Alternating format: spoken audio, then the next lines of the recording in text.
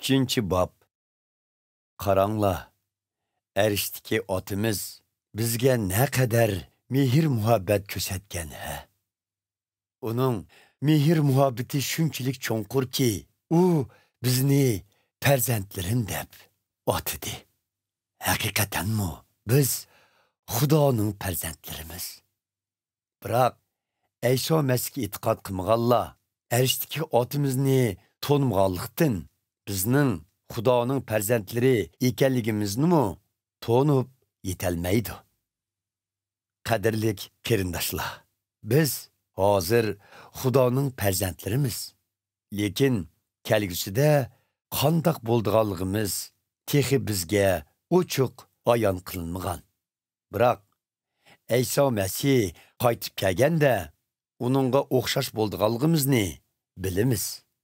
Chunki shu chaqda u qandoq bo'lsa, biz uni shu peti ko'ramiz. Ayso Masihga bu umidni bog'lagan har qanday kishi o'zini pok tutadi. Chunki Ayso Masih pokdir. Gunoh sodir qilgan kishi Xudoning qonuniga xiloflik qilgan bo'ladi. Chunki gunoh sodir qilganlik Xudoning qonuniga xiloflik qilganlikdir. Halbuki sizlar Ayso Masihning insonlarni gunohidan ozod qilish uchun dunyoga kelganligini va uning gunohsiz ekanligini bilasizlar. Shunga Ayso Masihga bog'lanib yashayotgan kishi gunoh sodir qilavermaydi. Gunoh sodir qilaveradigan kishi Ayso Masihni tushunmagan va uni to'nib yetmagan bo'ladi. Aziz bolalarim, kishilar sizlarni aldab ketmasin. Haqqoniylikqa amal qilgan kishi Ayso Masih haqqoniy bo'lganidek haqqoniydir.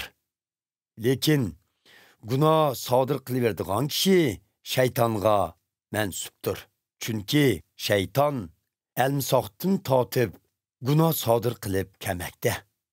Xudoning o'g'li Ayso Masihning dunyoga kelishdagi maqsadi shaytonning qilmishlarini yo'qotishdir.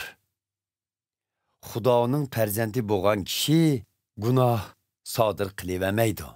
Uningda Xudoning tabiati mavjud bo'lg'achqa gunoh sodir qilavermaydi. Haqqoniy yo'l tutmaydigan yoki qarindishiga mehr-muhabbat ko'rsatmaydigan kishi Xudoning farzandi emasdir. Xudoning farzandlari bilan shaytonning farzandlari mana mo'shuning bilan farqlanadi. Bir-birimizga mehr-muhabbat ko'rsataylik. Mana bu sizlar burundan anglab kelayotgan ta'lim. Shaytonga mansub bo'lib, inisini o'ltirgan Qobilga o'xshash bo'lmanglar. Qobil nemishqa insiga o'chmanlik qilib, uni o'ltirdi. U o'zining qilganlari nohaq, inisining qilganlari haq bo'lganligi uchun shunday qilgan. Shunga qarindoshlar, Ayso Masihga e'tiqod qilmaganlar sizlarga o'chmanlik qilsa, buningga hayron qolmanglar. Biz qarindoshlarga mehr-muhabbat ko'rsatganligimizdan, o'limdan mangulik hayotga o'tganligimizni bilamiz. Mehr-muhabbatlik bo'lmagan kishi o'limning ilkida qoladi.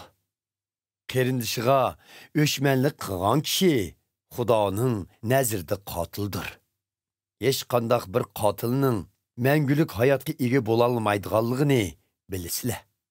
Biz mehr-muhabbatning nima ekanligini Ayso Masihning biz uchun o'z jinini fido qilganligidan bilalaymiz. Shunga bizmi qarindoshlarimiz uchun o'z jinimizni fido qilishga tayyor turishimiz kerak. Agar mol dunyosi bor bo'lgan kishi qarindishining ehtiyojini ko'rib turib, uningga yordam qilmasa, bundaq kishida nadimu Xudoning mehr-muhabbati bo'lsin. Aziz bolalarim, quruq so'z bilan emas, balki amaliyat va haqiqat bilan boshqalarga mehr muhabbet kösteyli. Biz qarindoshlarımızga mehr muhabbet ko'rsatganligimizdan o'zimizning haqiqatga mansub ekanligimizni bilalaymiz va Xudoning oldida o'zimizni xotirjam qila olamiz. Shundaqdimi, ba'zida vijdonimiz yanada azoblansa, shuni bilishimiz kerakki, Xudo vijdonimizdan ulug' va hammani bilguchidir. Qadrli qarindoshlar, agar vijdonimiz azoblanmasa, yuragimiz to'q holda Xudoning oldiga bora olamiz. Shundaqla Xudoning amrlariga amal qilib, uni xursand qiladigan ishlarni qilganligimizdan, uningdan tilganlarimizga erishalaymiz. Xudoning amri shuki, uning o'g'li Ayso Masihga e'tiqod qilishimiz hamda Ayso Masihning bizga buyrug'inidek bir-birimizga mehr muhabbet ko'rsatishimizdan iboratdir. Xudoning amrlariga amal qilgan kishi Xudoga bog'lanib yashagan va Xudo uning qalbida yashagan bo'ladi. Xudoning qalbimizda yashaydiganligini uning bizga ato qilgan muqaddas ruhidan bilamiz.